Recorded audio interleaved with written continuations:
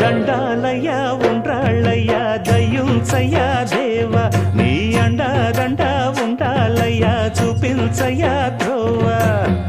పిండి వంటలారగించి తొండమెత్తి దీవిల్చయ్యా తండ్రి